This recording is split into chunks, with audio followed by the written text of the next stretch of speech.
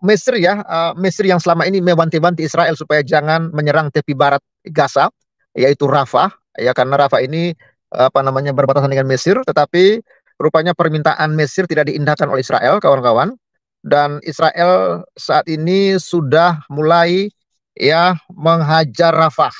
Ya padahal di Rafah ini terdapat para pengungsi orang-orang Palestina di sana dan di Rafah juga ternyata. Shalom Bapak Ibu dan Saudara-saudara yang dikasihi Tuhan Yesus Kristus.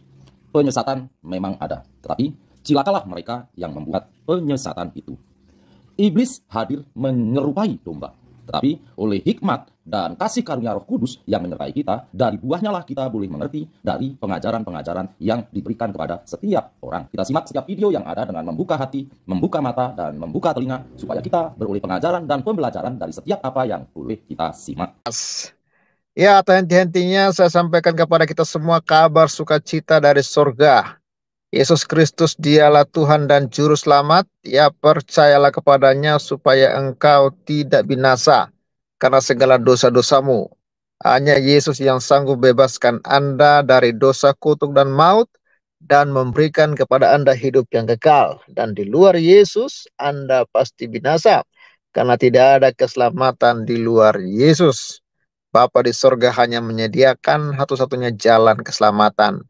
Jalan yang lurus, jalan yang menuju kehidupan. Dan jalan itu hanya melalui putranya yang tunggal Yesus Kristus. Sehingga barang siapa yang percaya kepada Yesus diselamatkan, tetapi barang siapa yang tidak percaya dibinasakan. Bahkan Yesus berkata, akulah jalan dan kebenaran dan hidup. Tidak ada seorang pun yang datang kepada Bapa di surga kalau tidak melalui aku. Jadi jangan harap Anda bisa ke surga dengan usaha, dengan amal ibadah agamamu. Tidak bisa usaha manusia untuk mencapai surga. Tetapi pemilik surga itu memberikan solusi, memberikan jalan keselamatan bagi saya dan saudara. Jadi segeralah bertobat, terimalah dia sebagai Tuhan dan Juru Selamat. Amin. Ya, Bung Wensil Laus, salam ya. Rodnel, ahe kabar Pak Pavel, kabar baik, puji Tuhan ya. Salam ya untuk Kalimantan ya, ahe kabar ini dulu saya belajarnya di Kalimantan Barat ya, di Pahuman ya. Oke, Eli salam dari Borneo, Malaysia, luar biasa Malaysia hadir ya. Puji Tuhan, Sobat Waras, terima kasih untuk kalian semua yang tetap support Pavel, dan hari ini Pavel masih menyempatkan diri untuk live.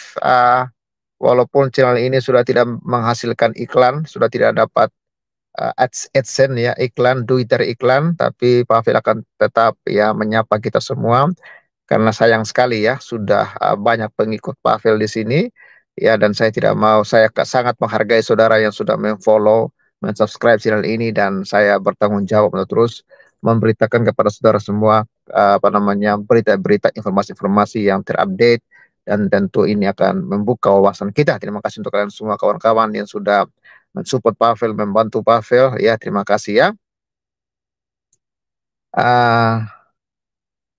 Ya, saya pernah di Pahuman ya, di Pahuman kalau saudara pernah tahu gereja GKI Pahuman, nah itu saya di sana dulu pernah sekitar hampir setahun saya di sana dulu ya, di Pahuman ya. Di apa ya, di pastori ya, pastori gereja ya. Iya, Bung Wenceslaus, salam dari Kalimantan, Bang Pavel. Saya yakin, ya terima kasih ya. Salam dari Manado. Wah, Manado tetap setia. Terima kasih untuk kalian semua yang tetap setia mensupport Pavel ya. Salam NKRI, kebenaran pasti menang, gaspol ya. Jadi Pavel akan terus bersemangat dan menghargai saudara yang sudah memfollow Pavel, sudah mensubscribe channel ini, sehingga saya tetap akan mengabarkan informasi-informasi terupdate sekalipun channel ini sudah tidak menghasilkan AdSense ya. Oke. Terima kasih kawan-kawan semua yang support, dan hari ini saya mau update dulu ya. Update dulu saldo kita hari ini. Kita hari ini ada penambahan saldo sekitar Rp50.000, dan tadi saya sudah mentransfer uang ke yayasan ya. Ya, dari rekening BCA saya transfer uang ke yayasan ya, Rp10 juta, karena kita akan membeli material tambahan. Tadi kita sudah pesan pasir 2 red, satu rednya Rp1.400.000, jadi 2 red itu Rp2.800.000, dan uang dari BCA ini tidak langsung saya tarik, tapi saya kirim dulu ke yayasan, baru bisa saya ambil ya. Dan Besok kita akan transfer lagi 10 juta dan nanti rencana kita akan tarik 20 juta untuk kebutuhan pelayanan yang sedang saya kerjakan. Dan puji Tuhan, ini informasi saldo saat ini di BCA ada 99 juta 128.994 rupiah. Terima kasih kawan-kawan yang sudah mensupport Wafel, dan Sobat Waras bisa terus mensupport kami baik lewat BCA maupun lewat BRI dan di layar yang tertera ya. Terima kasih untuk kalian semua, dan saya akan terus update kepada kita semua perkembangan mengorong ibadah yang sedang dikerjakan, dan ini semua karena dukungan kalian semua. Terima kasih ya. Oke, salam dari Sarawak, Hong Li. Terima kasih ya. Ya, Leling Leng ya, orang cerdas dan waras pilih Ganjar. Oke lah. Ya, kawan-kawan mau pilih siapapun ya silakan ya, sesuai dengan hati nurani kalian semua kawan-kawan ya. Oke, kita kembali ke topik ini yang kita akan bahas hari ini kawan-kawan.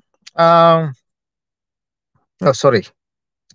Ya, jadi Mesir ya, Mesir yang selama ini mewanti-wanti Israel supaya jangan menyerang tepi barat Gaza, yaitu Rafah, ya karena Rafah ini berbatasan dengan Mesir, tetapi rupanya permintaan Mesir tidak diindahkan oleh Israel, kawan-kawan.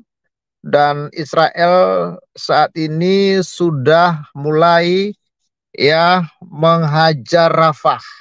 Ya padahal di Rafah ini terdapat para pengungsi orang-orang Palestina di sana, dan di Rafah juga ternyata tempat terakhir pasukan Hamas bersembunyi. Ya karena seluruh daerah Gaza itu sudah dikuasai oleh Israel, tinggal satu daerah lagi, yaitu Rafah, ya tepi barat, ya yang berbatasan langsung dengan Mesir. Nah, ini kawan-kawan, dalam informasi mengatakan bom Israel mulai jamah Rafah, ya peringatan Mesir diabaikan. Karena Mesir itu sangat ketakutan. Ya kalau Israel sudah berani menyerang bagian Rafah, maka ini ya pasukan Hamas lari kemana lagi? Ya mereka sudah tidak ada tempat. Ya mereka mungkin akan lari ke Mesir, dan peperangan akan berlanjut, bisa-bisa di bagian Mesir pun akan diserang kawan-kawan ya. Ini ya, peringatan Mesir diabaikan, pengungsi jadi alat negosiasi ke Hamas. Wah ini kawan-kawan, jadi memang Israel sedang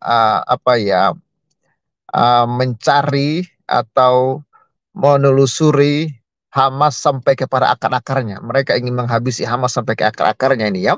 Ini ya, pasukan pendudukan Israel dilaporkan meningkatkan serangan mereka di kota Rafah, Gaza Selatan.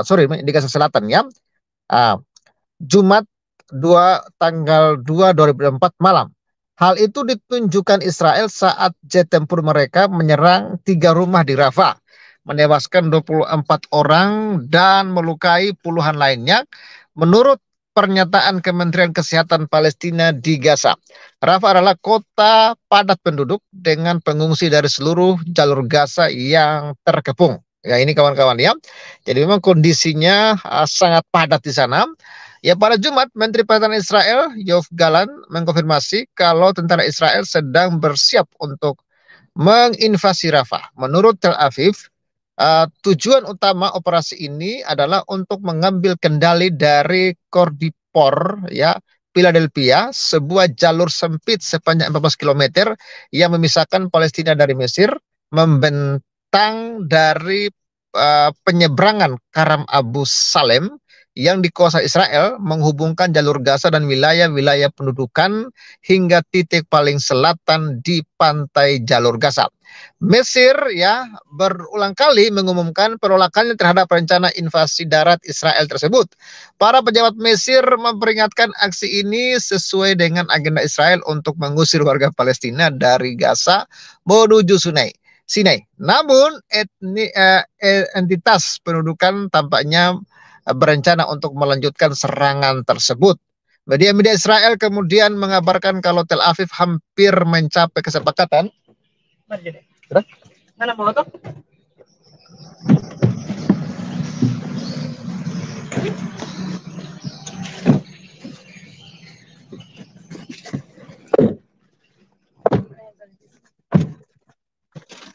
Iya, media-media Israel kemudian mengabarkan kalau Tel Aviv hampir mencapai kesepakatan dengan Kairo terkait koridor Philadelphia. Jadi memang ya kondisi di Mesir ya saat ini mencekam, karena kalau mereka tidak tidak bisa bernegosiasi dengan Israel, maka Mesir akan terkena dampak ya dari serangan tersebut ya. Lalu para pejabat Mesir memperingatkan aksi ini sesuai dengan agenda Israel untuk mengusir warga Palestina dari Gaza menuju Sinai ya. Ya, kita lihat saja kawan-kawan perkembangan ke depannya seperti apa ya. Semoga kedamaian bisa terjalin di Israel dan juga di Gaza, dan semoga persoalan ini dapat segera selesai. Oke, terima kasih kawan-kawan semua yang sudah yang akan kita bahas. Sobat Waras bisa lihat di layar kaca yang berjalan. Ya, jadi saat ini PBB lagi cemas. Kenapa cemas? Karena rupanya Israel ya sudah tidak bisa memberikan ampun kepada Hamas seperti komitmen Israel bahwa mereka bertekad untuk menumpas Hamas sampai akar-akarnya. Sekalipun Hamas sudah meminta untuk gencatan senjata tapi ditolak oleh Israel. Dan saat ini Israel akan mengepung benteng terakhir Hamas. Wah, ini ya, Israel siap mengepung benteng terakhir Hamas, kawan-kawan ya. Ini dia, saya tunjukkan informasinya kepada kita semua. Iya, jadi PBB cemas ya.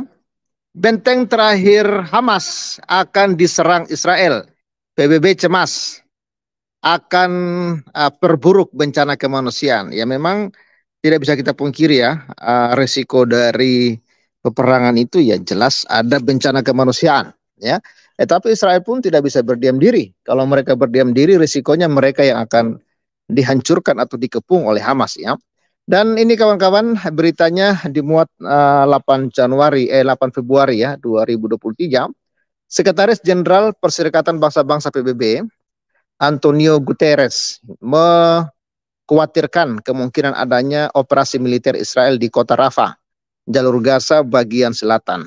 Ya, jadi Guterres menilai jika operasi militer benar-benar dilakukan Israel, hal itu akan memunculkan dampak buruk. Saya terutama cemas karena ada laporan bahwa militer Israel ingin memfokuskan hal selanjutnya di Rafah. Di sana ada ribuan warga Palestina yang telah terjepit, kata Guterres hari Rabu tanggal 7 bulan 2, dikutip dari Anadolu Agency. Ya, dan memang kawan-kawan, saat ini tempat persembunyian Hamas sudah tidak ada.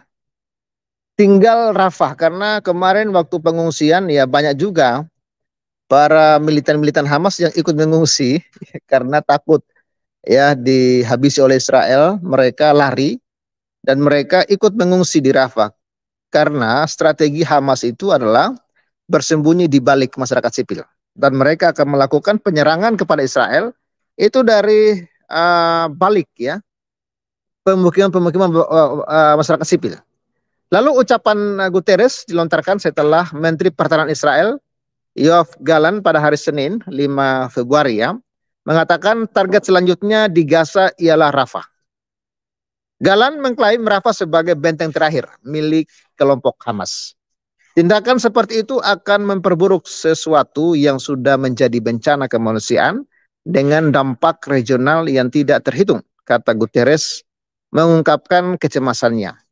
Inilah saatnya untuk segera melakukan gencatan senjata dan pembebasan semua sandera tanpa syarat, ujarnya menambahkan.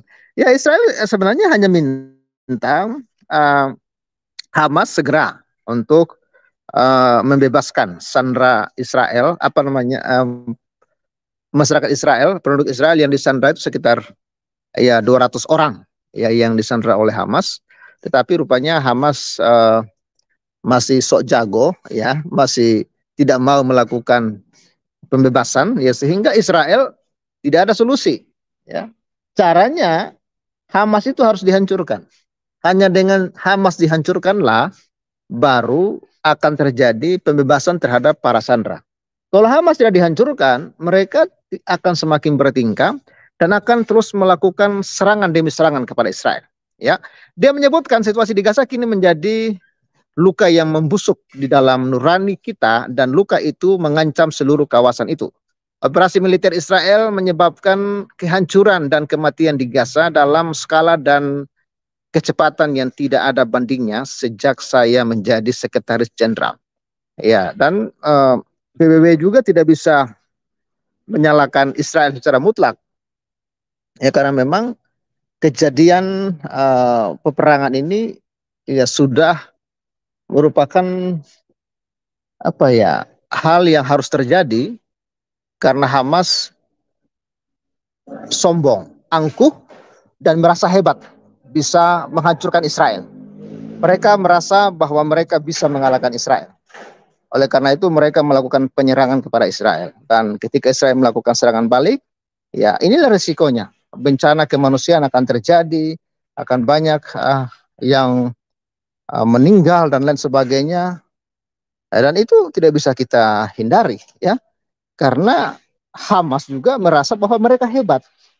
Mereka merasa mereka sanggup mengalahkan Israel. Sehingga ketika Israel melakukan serangan balik, ya Hamas akhirnya hancur berantakan. Ketika sudah hancur berantakan, mereka akan berteriak, tolong kami lapar, ya, kami dijajah oleh Israel, ya, kami membutuhkan bantuan, ya, kami membutuhkan senjata dan lain sebagainya. Nah, itulah kawan-kawan ya, kesombongan Hamas yang akhirnya berujung kepada kehancuran. Makanya kita belajar, jangan jadi manusia sombong. Jangan merasa hebat, karena di atas Anda masih banyak orang-orang hebat. Ya, itu kondisi yang memang sudah terjadi di Gaza, dan kondisi ini ya sangat-sangat mematikan ya, karena yang mereka lawan ini adalah Israel. Dan kita tahu Israel adalah salah negara yang sangat jenius, negara yang punya militer yang sangat kuat, ya, dan negara yang paling ditakuti di dunia. Ya, Israel sudah pernah mengalami genosida, ya, Israel sudah pernah diserang oleh negara-negara Muslim, tapi Israel tidak pernah goyah. Sampai hari ini, ya, Israel masih bisa berdiri dan semakin kokoh, semakin kuat. Dan memang, ya, rencana Tuhan bagi Israel masih ada. Ya, Israel masih dalam rencana Tuhan yang mulia, dan kita doakan ya semoga kondisi di sana dapat segera kondusif, ya, Hamas segera menyerah. Karena kalau Hamas tidak menyerah, Israel akan hajar terus. Ya. Kalau Hamas sudah mengaku kami kalah, kami menyerah, ya mungkin Israel akan memberikan belas kasihan kepada mereka. Tapi kalau mereka masih ngotot, masih merasa diri hebat, masih merasa diri sanggup untuk mengalahkan Israel, ya itu akan dibuktikan apakah mereka yang akan menang atau Israel. Ya, karena saat ini Hamas sudah terjepit, mereka sudah ada sudah disudutkan ya, dan mereka sudah di lokasi di Rafah itu ya, lokasi terakhir, benteng terakhir mereka. Karena selain itu tidak ada lagi tempat mereka untuk lari. Mereka mau lari ke Mesir, ya orang-orang Mesir juga tidak suka dengan mereka karena tabiat Hamas ini tabiat iblis. Ya, mereka tidak peduli siapapun akan mereka makan demi kepentingan mereka. Makanya Mesir sendiri sudah mengatakan kepada Hamas supaya Hamas segeralah meninggalkan Gaza, artinya segeralah menyerah kepada Israel. Tidak usah lagi menantang-nantang Israel, karena ya kalian menantang Israel itu sama dengan kalian menantang singa yang sedang tidur ya. Jadi itu kawan-kawan yang dapat Pavel kabarkan untuk kita semua. Ya, saya akan membaca ya beberapa komentar kawan-kawan. Ya, salam Bung Luki. Ya, salam ya. Berkah dalam ya. Benteng terakhir Hamas hancur, Israel win. Iya betul ya. Biar bagaimanapun ya nubuatan Alkitab pasti terjadi. Militan Hamas kabur, termasuk pimpinan Hamas juga. Iya benar, semua sudah kabur ya. Jadi mereka saat ini ya para pemimpin mereka yang apa namanya yang tinggi-tinggi itu ya semua ada di luar negeri ya. yang ada di Gaza saat ini ya pemimpin yang ecek-ecek aja. Ya, dan mereka semua sudah bersembunyi ya. Tidak ada yang berani memunculkan batang hidungnya di depan Israel ya. Ya, jangan lupa tanggal 24, tanggal 14 kali, Bro. Pemilu tanggal 14 bukan tanggal 24 ya. Hmm. Ya, Yahya Sinwar kabur, donasi dari negara Kristen di stop, teroris habis, dananya diblokir Israel. Ya, betul. Dari mereka ini kan tidak bisa hidup tanpa negara-negara kafir. Ya, selama ini kan yang mendanai uh, Palestina kan ya Israel gitu loh. Israel dan juga Eropa, Amerika. Selama ini mereka itu hidup tuh dari negara-negara kafir. Lalu mereka mau sombong ya. Ya, teroris sama sikat habis ya di atas muka bumi. Bravo, save Israel. Jangan lupa kawan-kawan tanggal 15 nomor 2. Ya, oke, Tuhan memberkati ya. Hmm. Ya, kawan-kawan terima kasih untuk kalian semua yang sudah hadir ya. Dan Israel juga sendiri sebenarnya sudah tidak peduli dengan PBB. Israel sudah tidak peduli dengan PBB. Apapun kata PBB, Israel tidak akan dengar lagi. Karena ternyata organisasi kemanusiaan PBB itu uh, justru yang selama ini mendapatkan dukungan dari negara-negara Barat, dari negara-negara Eropa untuk membantu masyarakat Palestina. Ternyata orang-orang dalam organisasi UNRWA PBB itu untuk Palestina ya kebanyakan orang-orang Hamas di dalam. Jadi uang-uang yang dikirim dari Eropa, dari Amerika itu dipakai oleh Hamas, bukan dipakai oleh masyarakat Palestina. Itulah yang membuat negara-negara kafir itu stop bantuan kemanusiaan ke sana, ya. Karena memang para teroris Hamas ini, ya mereka benar-benar berhati iblis, ya. Sudah dibantu tapi tidak tahu diri, ya. Sudah dibantu tapi mereka menyalahgunakan bantuan itu untuk melawan Israel, ya kawan-kawan, ya. Itu yang dapat Pak bagikan. Terima kasih untuk kalian semua. Ya, musnahkan Hamas sampai bersih agar rakyat Palestina dapat bersahabat dengan baik. Ya, oke kawan-kawan, terima kasih semuanya. Ya, selama boykot yang digembar-gemborkan oleh MUI, ya rupanya tidak berpengaruh. Ya, justru Starbucks di 2024 ini mengalami keuntungan, ya, mengalami apa ya, tetap moncer ya keuntungannya di awal 2024 ya, artinya apa ya, gigi jari lah menurut saya ya. Jadi harapan mereka supaya Starbucks bangkrut dan Israel bangkrut ya, semuanya justru tidak membawa pengaruh apa-apa. Ya, justru yang saat ini terjadi negara-negara Amerika ya, Starbucks ini kalau saya nggak salah dari Amerika ya, atau dari Eropa lah ya. Justru negara-negara yang paling banyak menyumbang, yang menyumbang bantuan ke Palestina itu datangnya bukan dari MUI, bukan dari Indonesia, ya, tapi datangnya dari Amerika Eropa, bahkan 70%. 70% dana yang dioperasi yang di apa ya yang digunakan untuk membantu Palestina masyarakat sipil Palestina itu datanya dari Eropa dan Amerika, ya.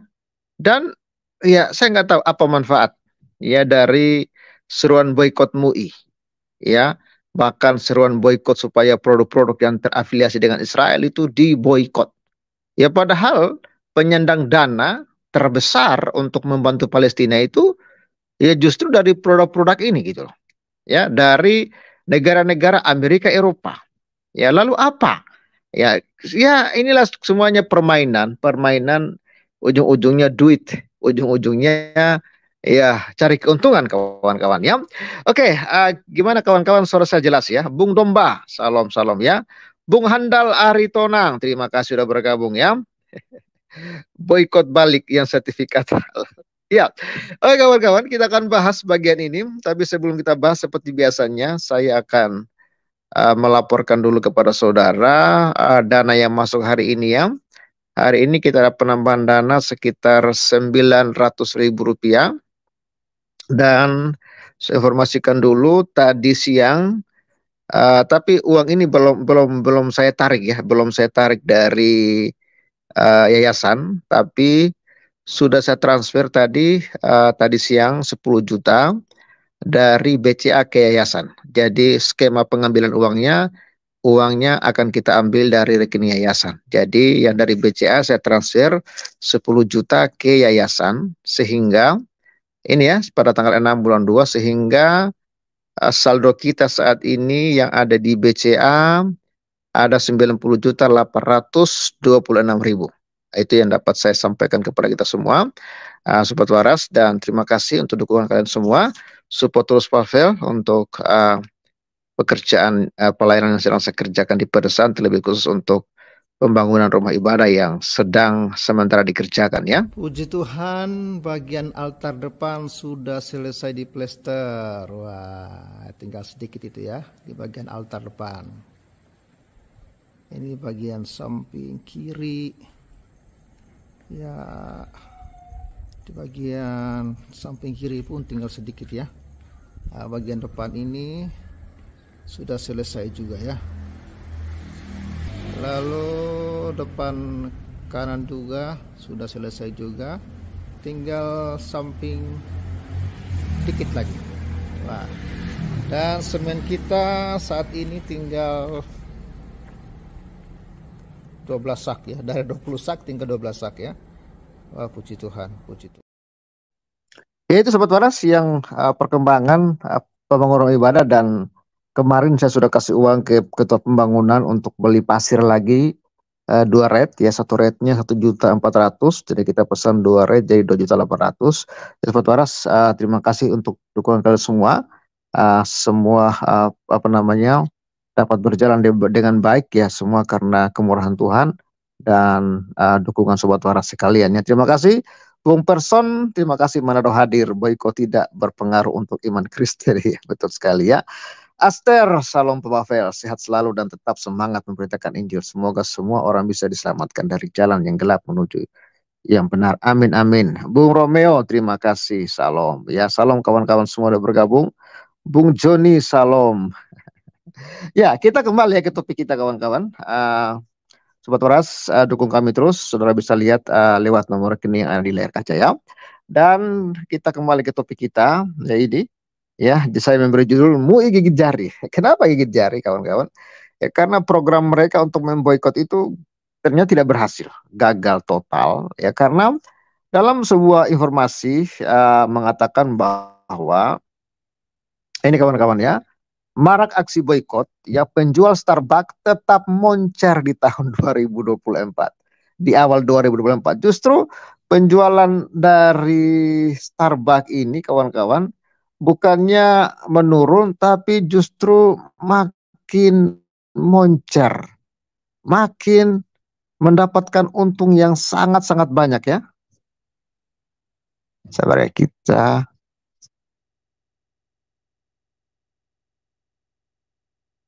Ya, sabar ya. Kok gini sih?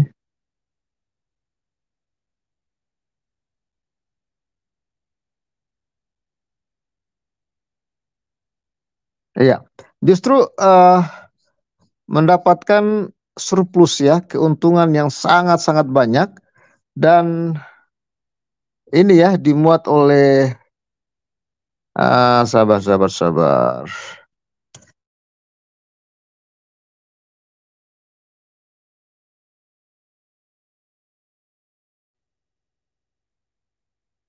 Wah, beritanya hilang ini ya. Sabar kawan-kawan ya. Supaya saya bisa lebih jelas untuk menyampaikan kepada kita semua ya. Oke. Sabar ya. Kok tiba-tiba hilang? Oh, ini dia. Ya, ini kawan-kawan ya. Ya, ini marak aksi boykot, penjualan Starbucks tetap moncer di awal 2024 ya. Penjualan Starbucks mengalami kenaikan di awal tahun 2024 meskipun masih adanya seruan boykot. Perusahaan kopi asal Amerika Serikat. Bayangkan kawan-kawan, yang diboykot ini adalah perusahaan Amerika Serikat ya. Dan Amerika Serikat adalah penyumbang dana terbesar bagi Palestina. Jadi nggak nyambung. ya, yang menyumbang dana terbesar untuk yang nomor satu ya, paling besar untuk membantu Palestina, Amerika. Lalu kalian memboikot Starbucks yang selama ini memberikan income bagi Amerika, ya. Ya, makanya saat ini kan Amerika sudah menghentikan bantuannya, ya. Ketika Amerika menghentikan bantuan, kenapa Ibu Retno marah-marah? Ya, ini ya perusahaan kopi asal Amerika ini melaporkan laba bersih, ya, fiskal kuartal ya di 2024 itu 1,2 miliar US dollar atau setara dengan 16 triliun rupiah. Wah, ini ya naik ya. Di tahun 2023 itu cuman 855 juta dolar. Tapi di tahun ini 2024 itu 1,2 miliar ya US dollar ya. Dilansir dari CNBC Internasional Rabu 31 Januari, penjualan bersih naik 8% menjadi 9,4 miliar atau sebesar 148 triliun. Penjualan global di toko yang sama meningkat 5%. Jadi apa gunanya aksi boykot? Saya nggak tahu. Amerika Utara penjualan di toko yang sama juga meningkat 5%. Sebagian besar penjualan tersebut didorong oleh pelanggan yang menghabiskan lebih banyak uang untuk membeli minuman dan makanan. Ya, meski begitu, laba dan pendapatan Starbucks itu tidak melampaui target Wall Street. Ya, CEO Starbucks Laxman Narasimhan ya mengakui perusahaan tersebut memang menghadapi hambatan, termasuk gerakan aksi boikot di AS dan banyaknya diskon yang diterapkan di Cina. Dia juga menyebut penjualan AS mengalami penurunan penjualan mulai November tahun lalu.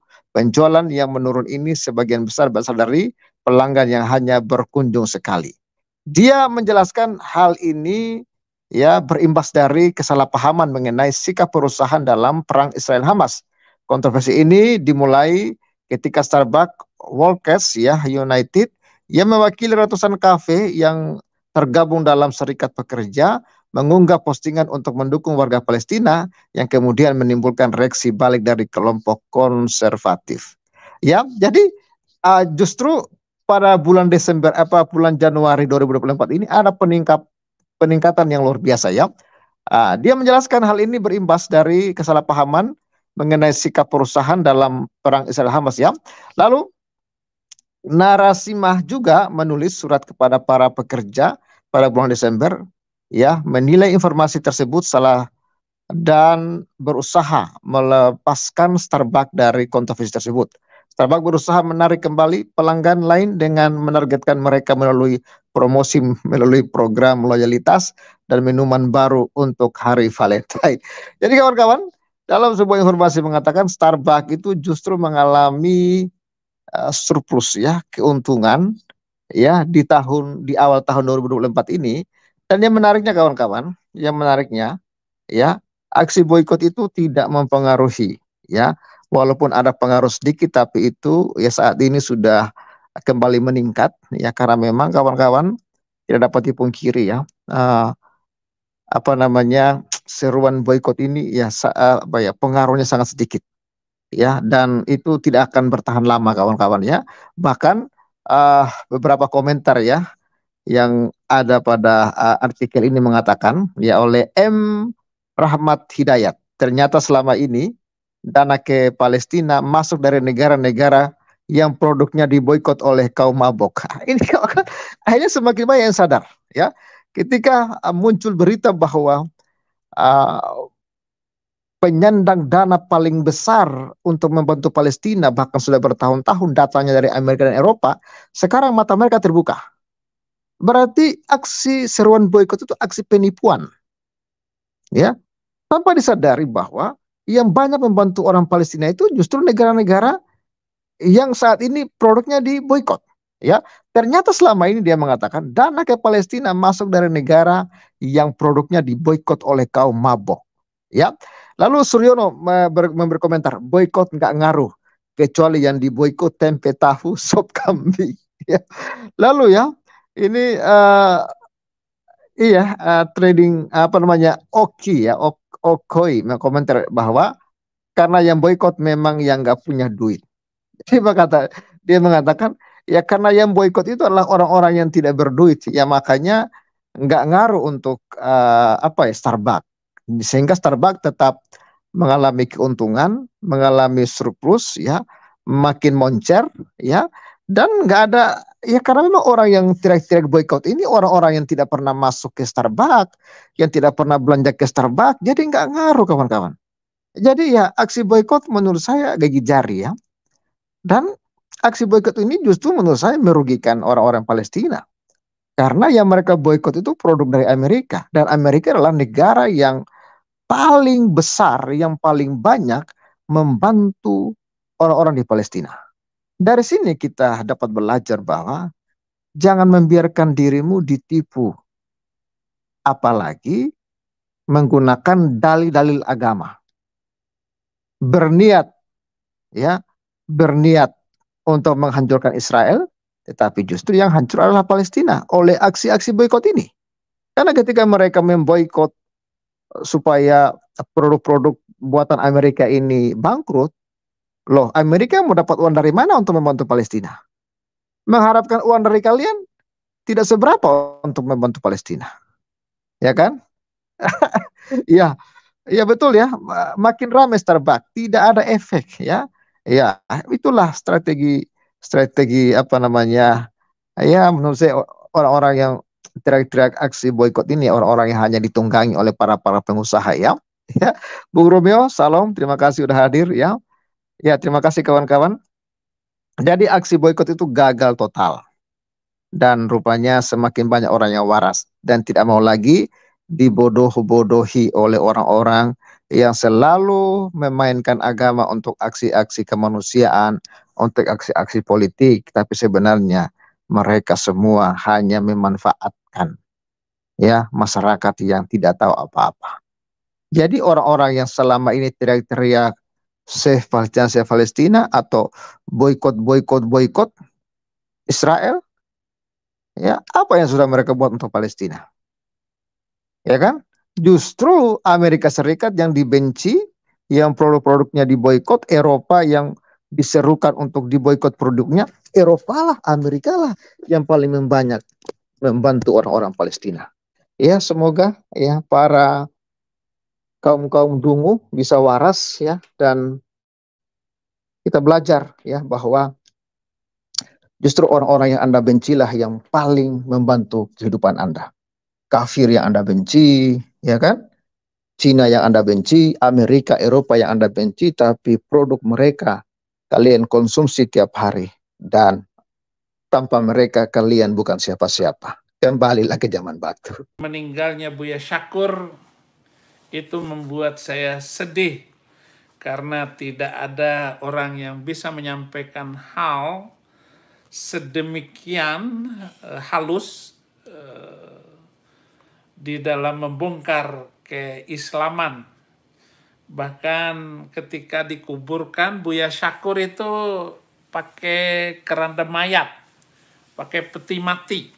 Jadi, nah itu luar biasa. Ada ulama terkenal ketika dibawa ke kubur memakai peti mati. Gitu. Jadi mereka bilang bahwa dia bukan orang Islam, tapi dia sudah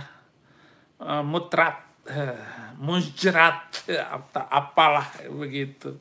Nggak penting itu, tetapi saya tetap bergembira karena mereka mengatakan menistakan keyakinannya sendiri dan menghina ajarannya. Nah, ada Kiai Haji siapa namanya ya, makin terkenal, walaupun mungkin saya juga nggak setuju dengan apa yang dia sampaikan karena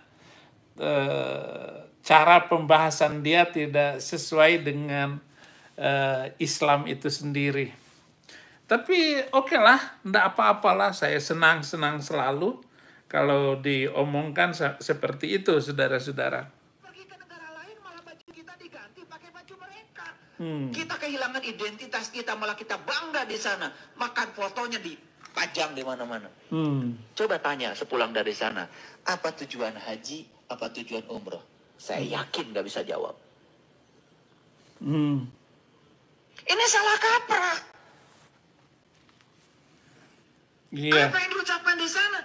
Ketika menjelang memasuki Baitullah, labbaik Allahumma labbaik, labbaik. Iya. Apalagi foto dengan unta, kata dia. Jadi berfoto dengan unta, kata Kiai Haji siapa ini? Ada ramlinya, ada kata ramlinya. Saya sering nonton di beranda saya, sehingga saya hampir hafal apa yang dia ucapkan. Tapi bagi saya itu keuntungan bagi saya meramaikan pemberitaan pelecehan gitu. Saya suka sekali. Siang hari ini atau sore hari ini waktu Indonesia, ada satu hal yang saya harus bahas. Pertanyaan saya kepada Anda semua, benarkah Yesus itu naik haji?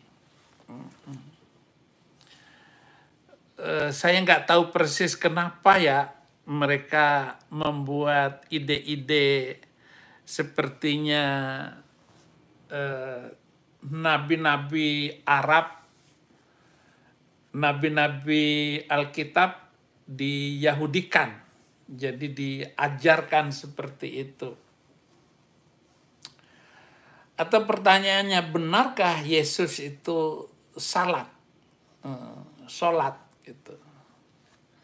Semua klaim-klaim ini bermula dari klaim dari dia, sang nabi, menyatakan bahwa Yesus melaksanakan ibadah haji dan umroh.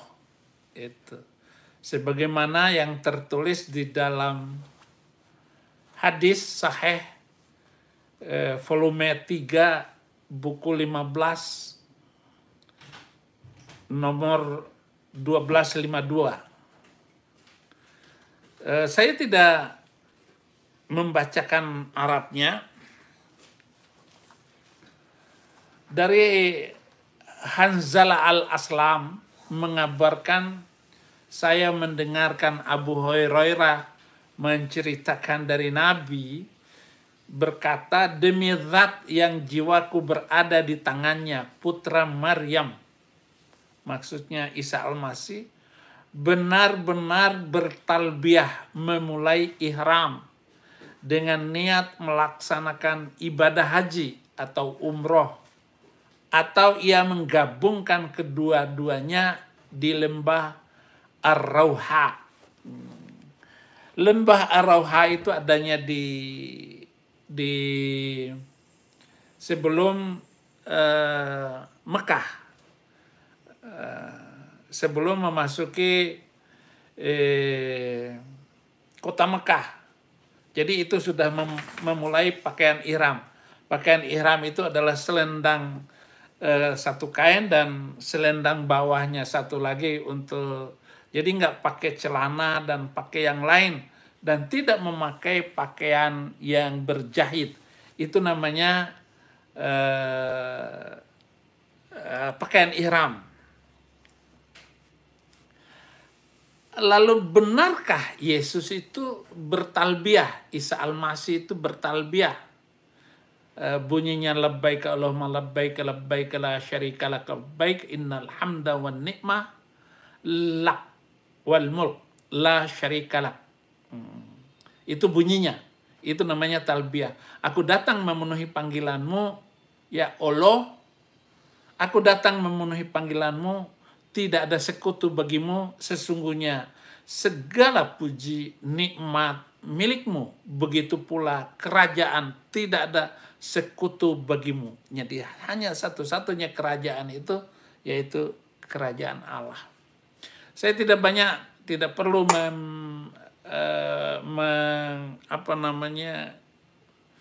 menggandakan pembicaraan saya dengan Alkitab. Nanti dulu.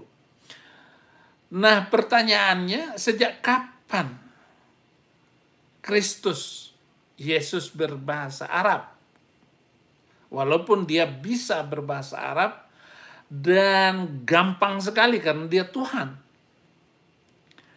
Dan mengucapkan talbiyah seperti tadi, kata-kata seperti tadi, sejak kapan? Karena Yesus hidup dan besar dalam keluarga dan lingkungan kaum Yahudi. Apakah ada ajaran Yahudi yang mengajarkan seperti itu? Yang memakai pakaian ihram, atasnya putih, bawahnya putih, satu disarungkan, kemudian yang atasnya diselempangkan. Dan adakah Yesus mengajar seperti itu sehingga Yesus juga bertalbiyah? Talbiyah itu labbaik Allahumma labbaik labbaik la syarika lak labbaik innal hamda wan ni'mah wal mulk la syarika lak. Saya sudah terjemahkan. Dan itu kalimat yang terkenal bagi ustadz-ustadz yang mengajarkan manasik haji. Perilaku yang sama diikuti juga oleh kaum pengikut dan pengagum Nabi itu dengan mengklaim yang katanya Yesus melakukan salat di Taman Getsemani sewaktu dia akan ditangkap. Dengan mengutip sebagian ayat Alkitab, maka ia maju sedikit lalu sujud dan berdoa. Itu Matius 26 ayat 39. Jadi maju sedikit lalu berdoa. Itu dikatakan oleh si Donditan, si Kainama, si Kain-Kain dan Bangkai nama. Dia mengatakan Yesus itu sholat dengan mengutip Matius 26 ayat 39. Ini adalah klaim kebodohan, klaim yang minum aja lah kencing onta karena itu adalah vaksin COVID-19.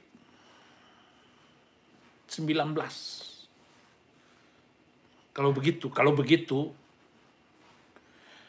jadi jangan menggunakan hal-hal yang akal-akalan sepertinya benar. Ia maju sedikit merebahkan diri ke tanah dan berdoa. Nah, itu Markus 14 ayat 35. Kemudian ia menjauhkan diri dari mereka kira-kira selempar batu jaraknya. Lalu ia berlutut dan berdoa. Lukas 22 ayat 41. Nah, disinilah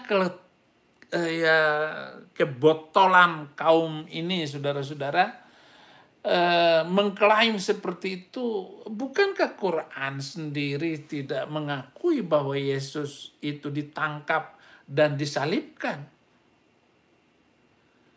Kalau Matius 26 ayat 30, sesudah menyanyikan nyanyian pujian, lalu Yesus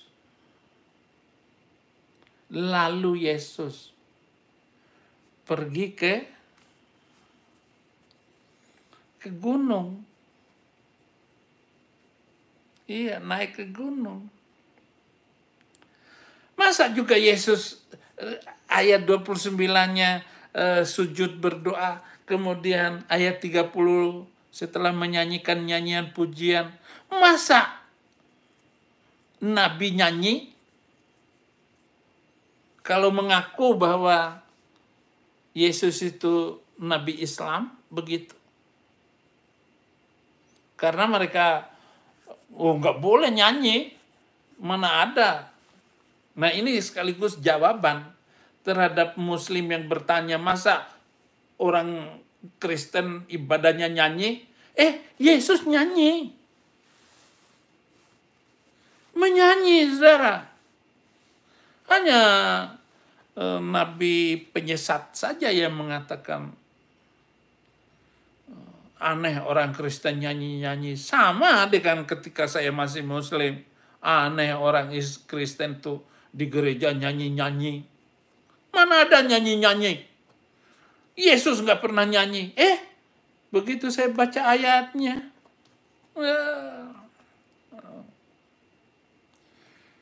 Jadi, satu sisi dia nggak mengakui Yesus ditangkap dan disalibkan, tetapi memakai dan mengkait-kaitkan ayat bahwa Yesus itu sholat, Yesus itu adalah naik haji, membaca talbiyah, pakai ihram, begitu. Sejak kapan gitu Yesus datang ke Mekah? Kapan Yesus datang ke Mekah?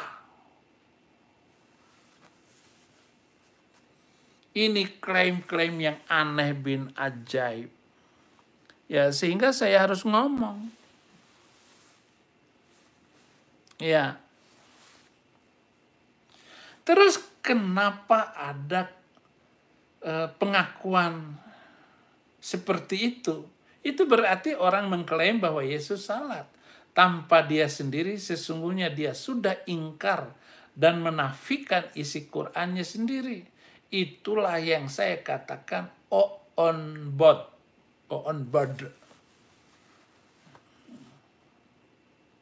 Kemudian kalau seandainya Yesus melakukan salat pada malam itu, apa yang diucapkan oleh Yesus di dalam doanya? Yesus berdoa katanya, Bapakku, jikalau sekiranya mungkin, biarlah cawan ini lalu daripadaku. Tetapi janganlah seperti yang ku kehendaki, melainkan seperti yang engkau kehendaki.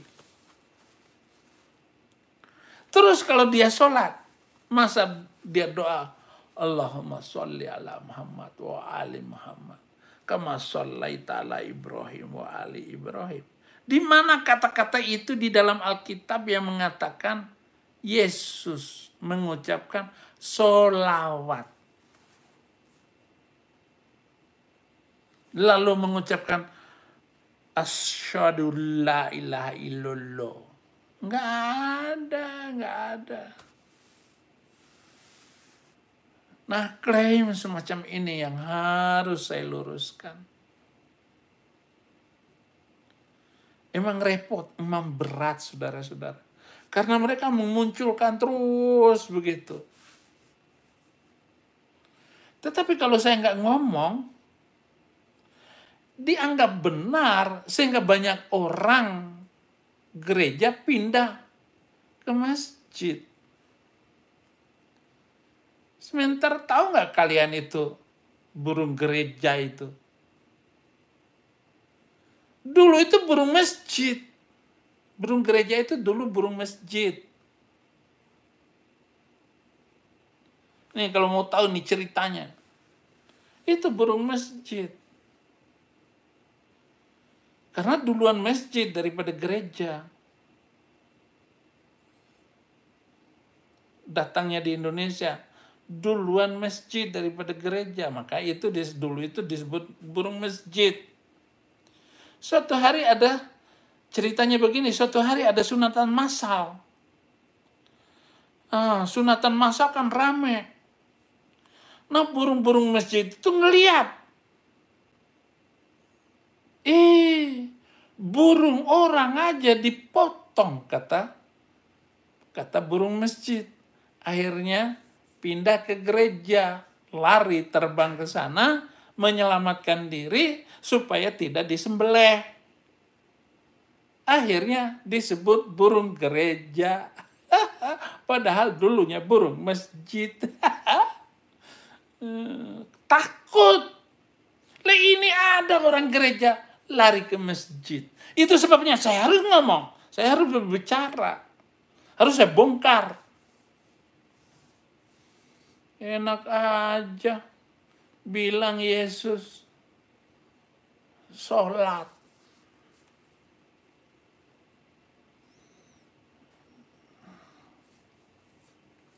Nah, kalau dalam sholat, apa doanya? Kalau di dalam sholat ada doa yang namanya doa iftitah. ada baca doa, baca surat Fatihah. Di antara doa Fatihah itu, ihdinas siratal mustaqim, siratal ladzina an'amta alaihim, ghairil maghdubi alaihim waladdallin. Ghairil maghdub, jalan orang yang dikutuki. Yesus tidak pernah mengutuk orang Yahudi. Gak mungkin mengutuk orang Yahudi. Semua nabi tidak ada yang mengutuk Yahudi. Pencipta langit dan bumi tidak pernah mengutuk Yahudi. Enak aja. Waladdallin, yang tersesat, orang Kristen.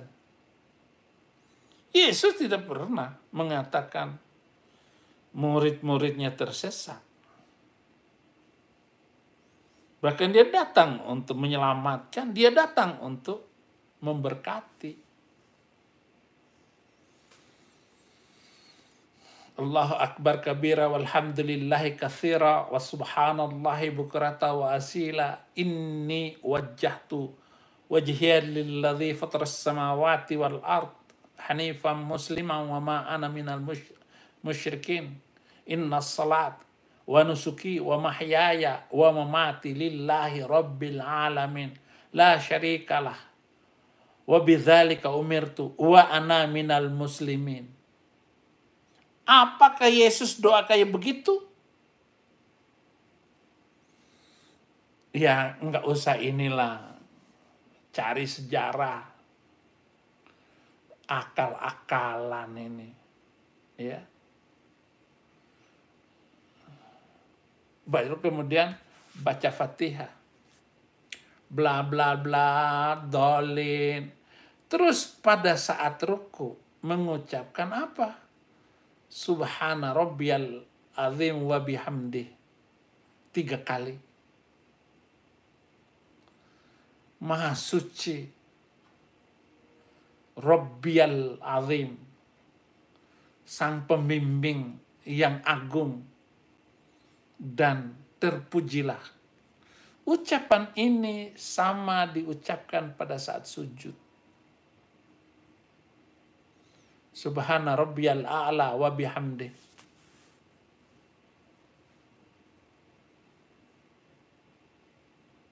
Bla bla bla. Macam-macam baca doanya ini. Orang Muhammadiyah beda, NU beda. Karena orang Muhammadiyah lebih mencari yang ayat-ayat pasti, bukan ayat-ayat yang diperdebatkan antara ulama sudah 1400 tahun. Ada i'tidal.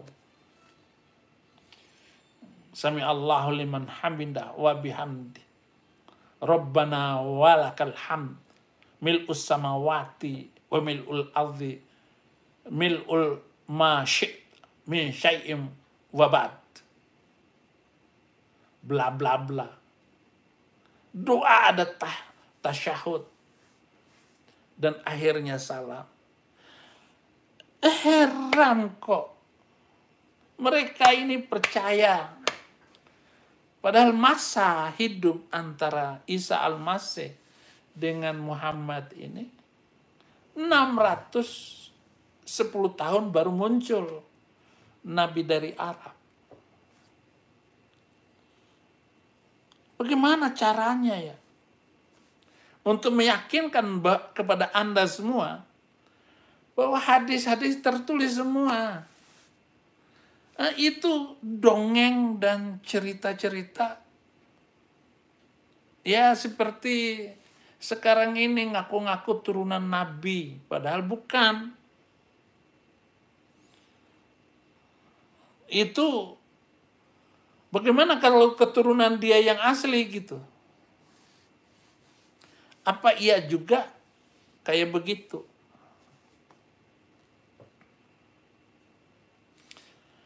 Dan Anda kalau baca di dalam Perjanjian Baru, Injil pun nggak ada kata-kata kayak begini.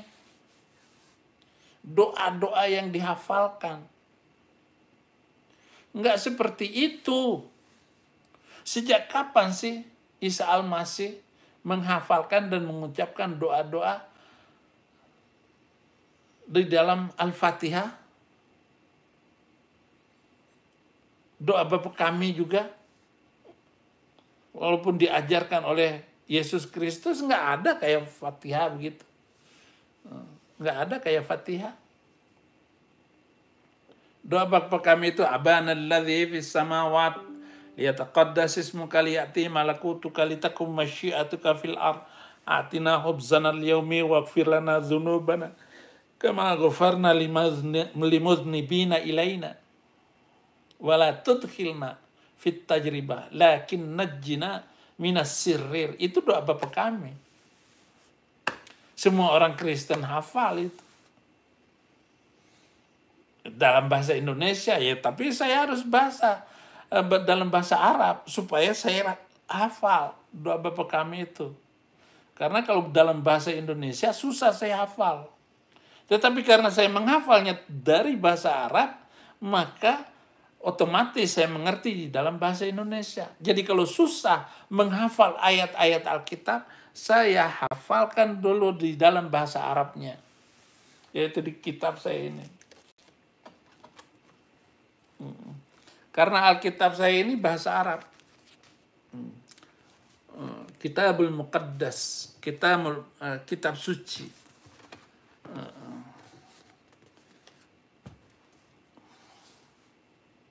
Karena gampang dihafal sebab bahasanya bahasa Arab.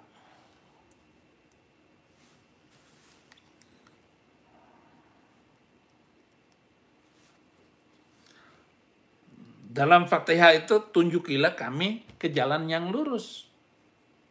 Nggak mungkin lah Yesus ngomong kayak begitu. Karena Yesus itu sendiri adalah jalan yang lurus. Ana huwa as-siratu wal-haqqu wal-hayat. La yaji'u ahadun ilal ab illa bi. Akulah jalan. Wa qala Yesus, berkatalah Yesus, ana huwa as-siratu wal-haq wal-hayat. Akulah jalan, kebenaran, dan hidup. Jadi Yesuslah jalan hidup itu. Nggak perlu nanya, tunjukilah kami ke jalan yang lurus. Yesuslah jalan lurus itu.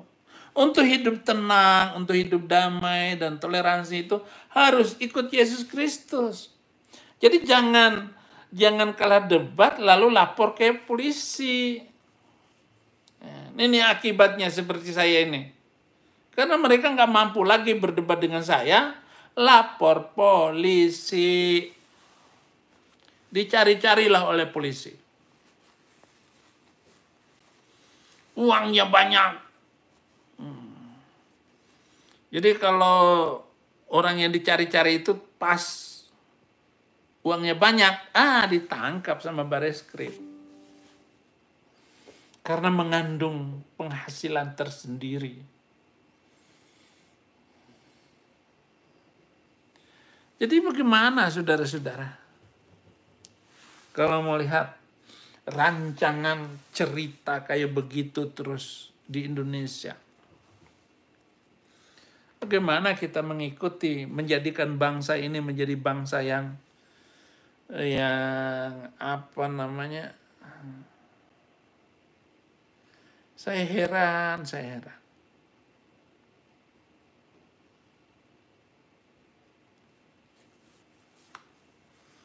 Yesus itu hebat, tiada tandingannya. Tadi Ustadz Ramli apa namanya? Lupa saya namanya. Coba kasih tahu saya Pak Ramli. Bocah tua nakal. Apa maksudnya? Oke. Saya suruh anak buah saya besarin dulu tulisan ini biar langsung bisa saya baca nanti.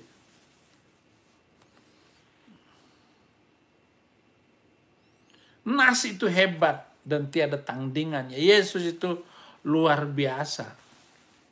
Katakanlah kepada Allah betapa dahsyatnya segala pekerjaanmu. Dahsyatnya segala pekerjaanmu oleh sebab kekuatanmu yang besar. Musuhmu tunduk menjilat kepadamu. Yesus luar biasa. Dalam ayat di atas itu diungkapkan bahwa Yesus Kristus tidak pernah berubah selama-lamanya. Ini hal yang sangat dahsyat dan luar biasa, hebat, dan tidak ada tandingannya. Loh, tiba-tiba Yesus sholat. Loh, tiba-tiba Yesus naik haji. Naik haji itu kan muter-muter batu hitam. 7 kali. Yesus nggak akan memerintahkan muter-muter batu hitam. Atau katakanlah di manakah nabi di dunia ini yang pernah lahir di dalam Alkitab yang mengajarkan pengikutnya muter-muter batu hitam. Lempar setan pakai batu. Mana nabinya?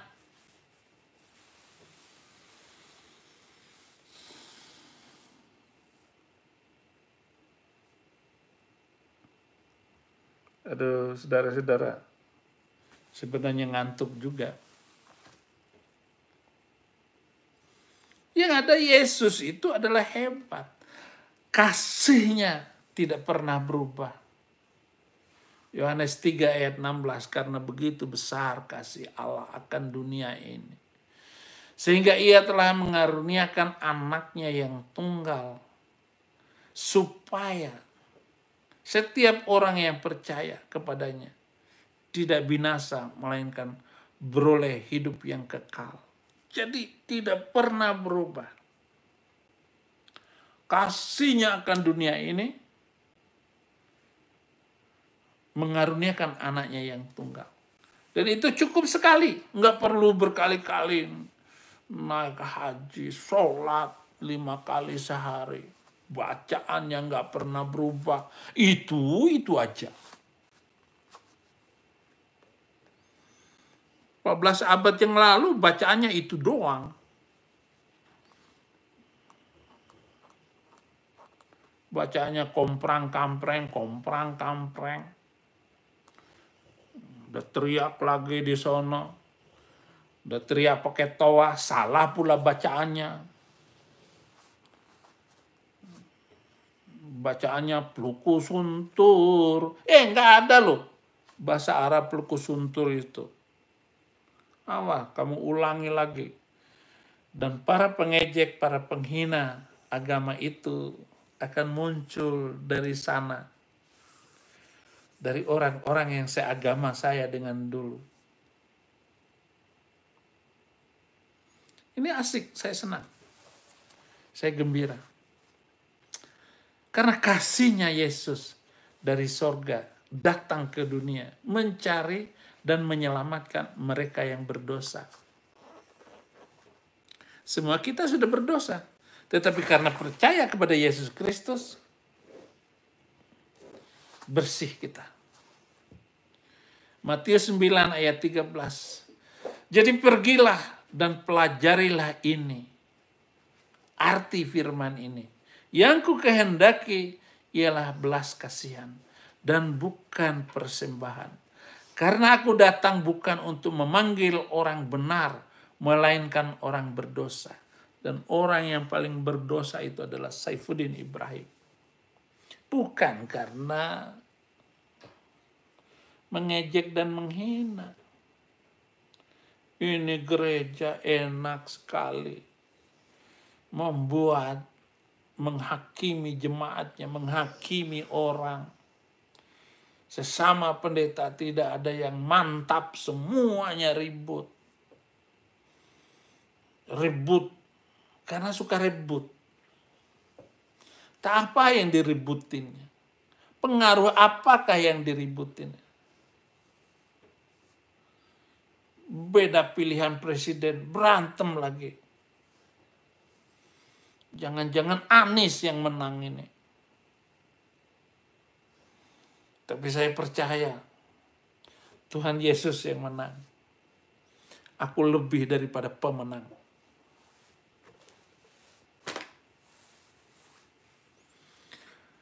Lukas 19 ayat 10, sebab anak manusia datang untuk mencari dan menyelamatkan yang hilang.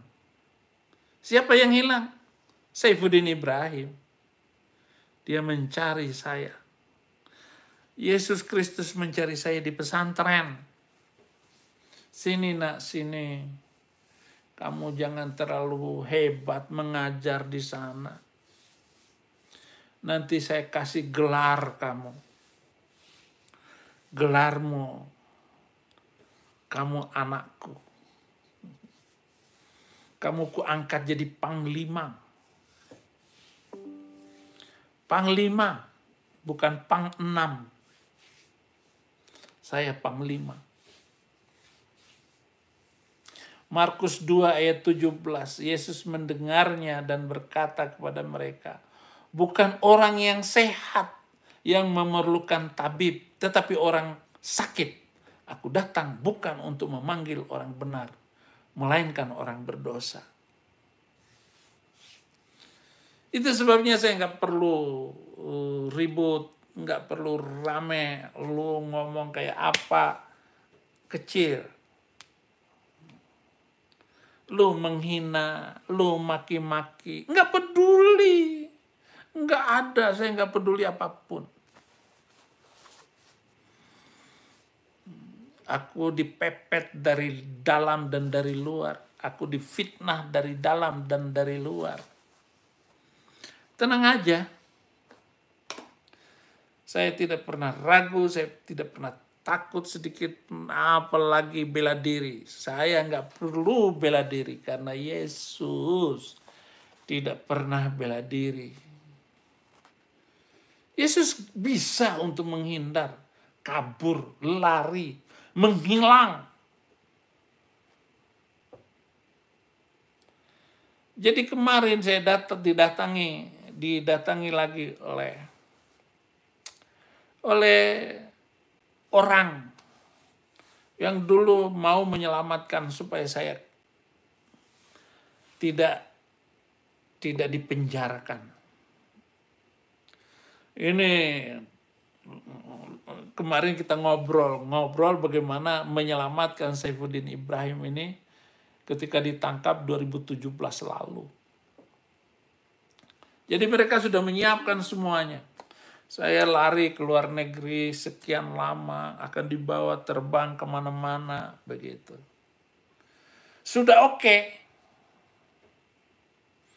Tapi tim itu ketika ketemu saya di penjara, masih di tahanan Bareskrim, mereka mau menyelamatkan dan membawa saya ke luar negeri.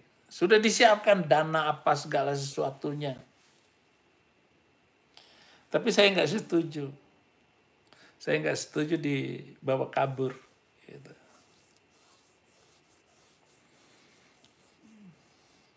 Karena kalaupun saya ke luar negeri paling 2 tahun balik lagi, kena saya. Pokoknya nggak bebas saya menyampaikan firman. Karena apa yang harus saya sampaikan ini luar biasa, berat sekali, besar sekali resikonya. Dan mungkin yang tepat untuk menyampaikan yang begini-begini ya hanya Saifuddin Ibrahim. Yang lain, wah. Tetapi nanti, karena keberanian saya di dalam menginjil nanti, orang-orang di belakang ini akan makin tenang, akan makin enteng penginjilannya. Karena mereka itu kalau kalah debat, itu ngelapor. Lah kalau saya laporin aja, saya nggak pernah takut. Saya nggak pernah takut dilaporin. Jadi itu sebabnya saya lebih memilih masuk penjara. Akhirnya saya dipenjarakan, divonis 4 tahun, dan saya hanya melaksanakan 1 tahun 4 bulan, karena di dalam penjara saya menginjil banyak muslim bertobat, terima Yesus. Akhirnya saya dikeluarkan secepat-cepatnya. Jadi nggak lama. Kalau Ahok nggak berani naik banding, dia divonis 2 tahun. Dia nggak berani naik banding. Dijalani sepenuhnya. Saya tetap lawan. Akhirnya, karena banyak yang bertobat, apalagi saya nggak akan mengkhianati Jokowi. Jadi saya pilih Prabowo itu karena saya tidak mau berkhianat kepada Jokowi. Nah, Ahok berani berkhianat kepada Jokowi. Jadi teman setia itu, saudara-saudara, susah. Nah, ini orang kayak begini untuk dijadikan teman saja nggak bisa, apalagi jadi sahabat. Maka pilihlah sahabat yang benar-benar sahabat. Saya bisa mengenal sahabat itu ketika saya dalam penjara. Banyak orang-orang yang selalu datang ke penjara, bahkan membawa uang. Uangnya banyak sekali. Sayalah napi yang uangnya itu masuk ke dalam tas dan dijaga 2 orang, preman. Uang saya itu.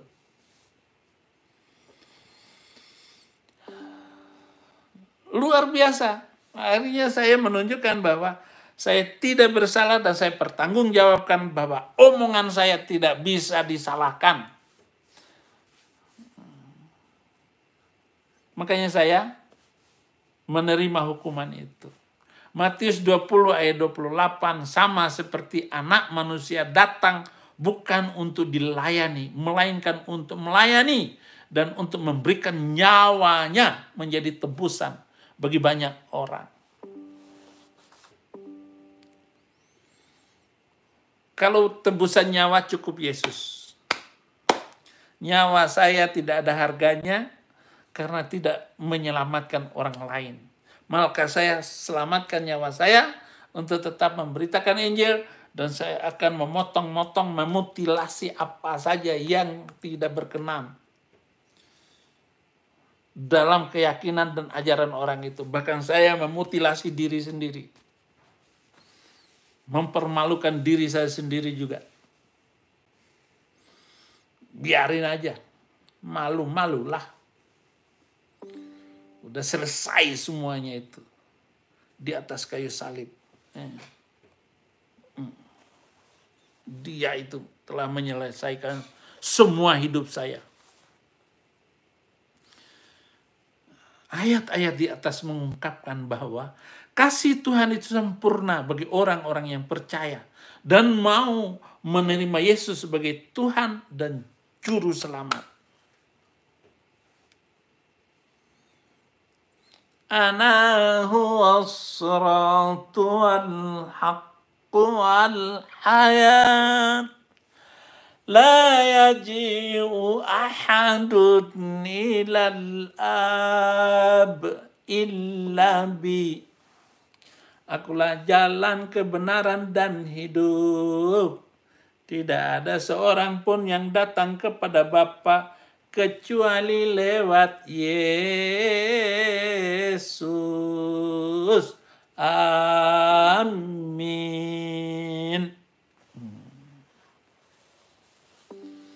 Itu saudara-saudara.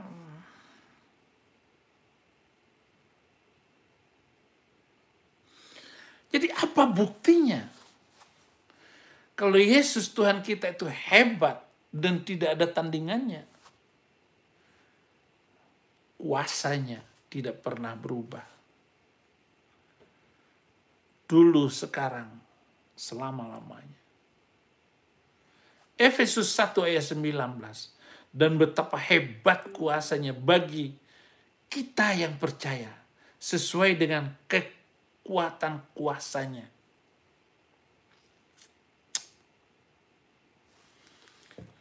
Saudara, kata-kata saya itu tidak berkuasa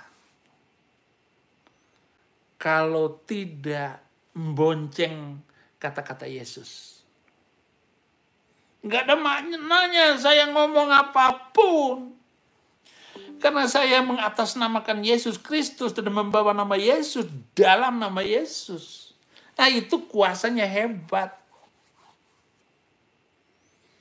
Kuasanya tidak berubah dengan kuasa Allah, Elohim. Musa membelah laut Teberau. Dengan kuasa Allah, tembok Yeriko roboh. Dengan kuasa Allah, air berubah menjadi anggur. Dengan kuat kuasa Yahweh Bapa, 2 ekor ikan, 5 ketul roti, dimakan oleh 5.000 orang. Bahkan masih tersisa 12 bakul. Itu belum terhitung anak-anak dan wanita-wanita yang ikut. Masih sisa 12 bakul. Dengan kuasa Allah yang lumpuh berjalan, yang buta melihat, yang tuli mendengar, dan yang mati dibangkitkan hidup kembali. Bukan kuasa untuk menghilangkan nyawa orang. Itu bukan agama.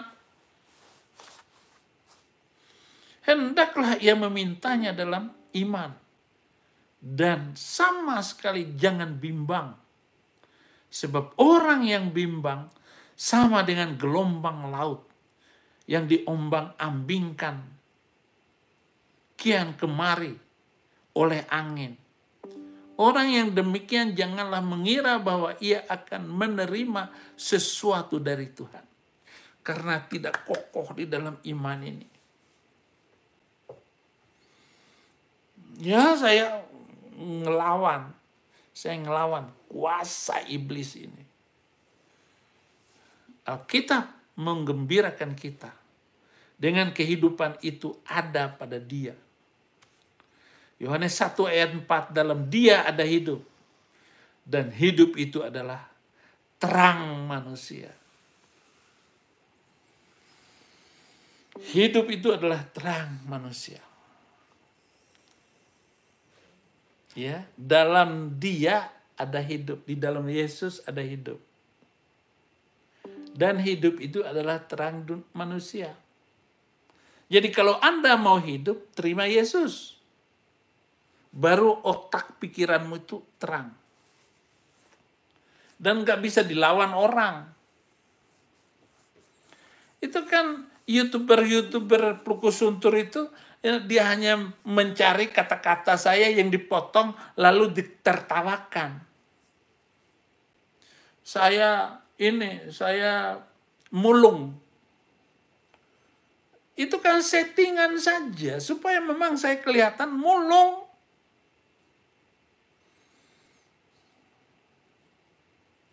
Cari botol bekas. Dan itu hanya 2 kali saya bikin. Ada sahabat saya di Texas. Dia ngumpulin 10 botol, 10 karung botol. Nanti kalau saya datang, katanya mau memberikan kepada saya botol pemulung itu. Saya tetap akan terima kalau dikasih, saudara-saudara. Tapi itu bukan profesi, bukan bagian hidup saya.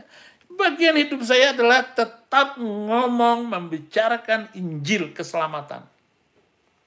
Lu suka, tidak suka, saya tetap ngomong. Saudara, apa hebatnya kuasa Yesus? Yesus Kristus menyatakan bahwa Ia pemberi kehidupan. Yesuslah yang memberikan kita kehidupan. Ia menyatakan itu kepada perempuan Samaria. Yohanes 4 ayat 10 jawab Yesus kepadanya, jikalau engkau tahu tentang karunia Allah dan siapakah dia yang berkata kepadamu, berilah aku minum, niscaya engkau telah meminta kepadanya dan ia telah memberikan kepadamu air yang hidup. Air hidup. Jadi Yesus minta kepada perempuan itu air minum.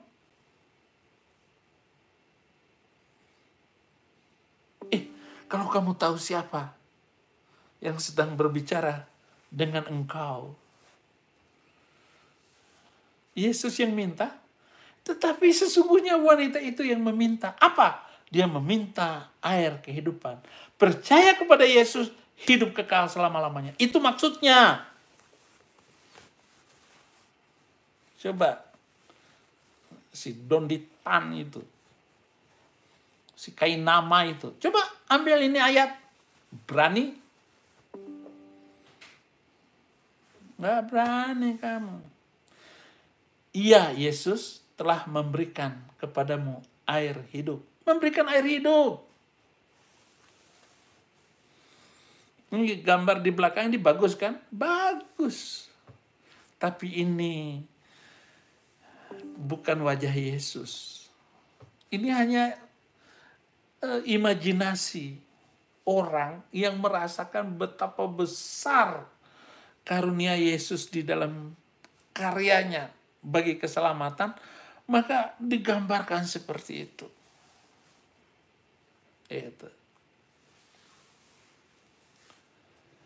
Dua menyatakan dirinya roti hidup.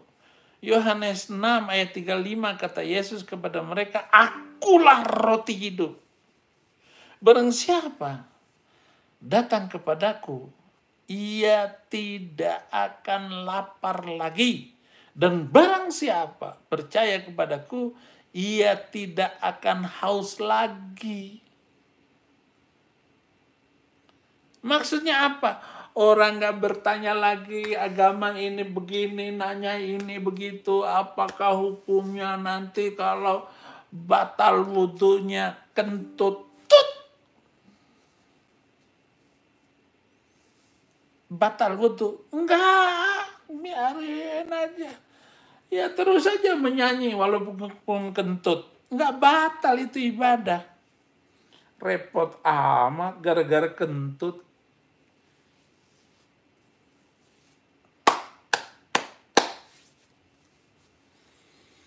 Yesus menyatakan dirinya adalah kebangkitan dan hidup. Jadi Yesus gak mati. Jangan dipakai, loh kalau terus Yesus mati 3 hari, terus yang menjaga langit dan bumi ini, kalau dia Tuhan, terus siapa yang menjaga? Dasar pulkus untur, otak miring. Ampun. Yohanes 11 ayat 25, Yesus jawab, akulah kebangkitan dan hidup. Barang siapa yang percaya kepadaku, ia akan hidup walaupun ia sudah mati. Walaupun dia sudah mati, dia tetap hidup. Itulah hebatnya firman ini. Ikut Yesus tuh. Nah, karena Yesus yang luar biasa itu, ini saya menulis buku-buku ini. Buku-buku ini Anda dapatkan di 0853 8827 0696. Hanya lewat WA, bukan di telepon. Anda WA mau buku apa saja ya, Anda WA terus buku ini Anda minta. Ini buku 150 muslim setiap bulan masuk Kristen ini buku ini. Maka ini buku yang berbahaya sekali. Ini, hai anak-anakku bertobatlah, dialog dengan Saddam Hussein. Mana lagi bukunya ya? Tinggal 4 ini buku. Ada satu buku lagi, dan ada tulisan istri saya juga. Tidak ada nabi dari Arab. Ini buku. Aduh, ngeri ini buku. Tidak ada nabi dari Arab. Ini buku untuk bahan debat. Ya. Jadi kalau saya sudah menemukan lebih daripada 1000 kontradiksi ajaran-ajaran kitab itu daripada kecanggihan teknologi dunia, apalagi dibandingkan dengan Alkitab. Ya. Yang keempat, ia datang ke dunia untuk memberikan hidup dan berkelimpahan. Yohanes 10 ayat 10, pencuri datang hanya untuk mencuri dan membunuh dan membinasakan. Aku datang supaya mereka mempunyai hidup dan mempunyainya dalam segala kelimpahan. Jadi pasti berkelimpahan. Saya berkelimpahan. Saya adalah orang paling kaya di dunia ini. Walaupun kemarin saldo saya tinggal $2. Tapi saya tetap kaya. Karena Yesus yang mengatakan, pencuri datang hanya untuk mencuri dan membunuh dan membinasakan. Aku datang supaya mereka mempunyai hidup dan mempunyainya dalam segala kelimpahan. Saya nggak tahu ya kenapa Tuhan membuat saya hanya tinggal $2. Ini benar-benar luar biasa, saudara-saudara.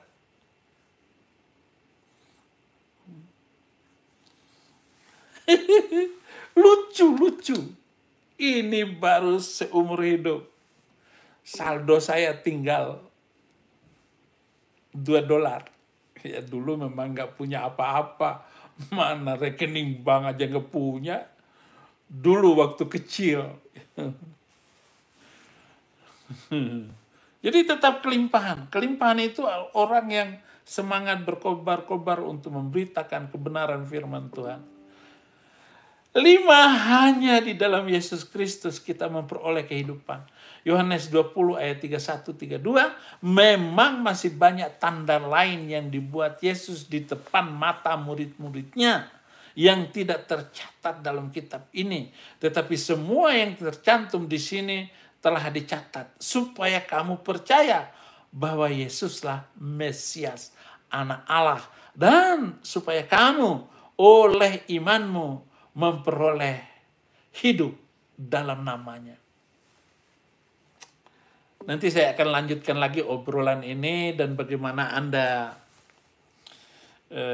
ya besok malam nanti baru saya sampaikan lagi supaya kita semakin cerdas di dalam beriman. Jangan sampai ada orang Kristen masuk agama Plukusuntur. Terima kasih banyak. Saya sudah berusaha semaksimal mungkin untuk bahasa yang halus, sopan gitu. Karena semua penonton saya ini di video-video saya ini 65%, 60% itu saudara saya yang Muslim. Yang Kristen itu hanya sedikit. Bahkan ada yang Kristen pura-pura juga ngaku-ngaku Kristen tapi nasihatin saya. Ya bagus semua. Terima kasih atas nasihatan Anda semua agar saya juga waspada.